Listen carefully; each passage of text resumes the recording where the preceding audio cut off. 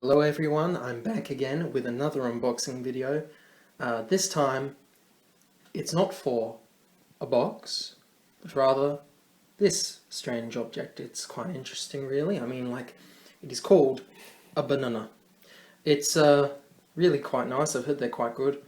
Right, I'll be honest with you, I like eating bananas. But here's the thing, there's this weird idea going around with people that there are not one, but two ways of opening a banana. Now, I disagree. There is only one true way to open a banana.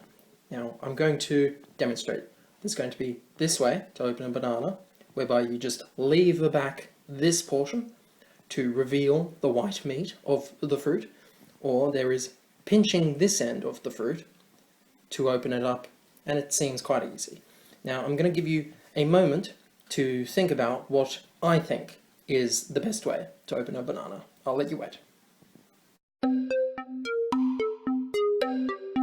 Okay, let's show you how to open a real banana up the real way. Oh.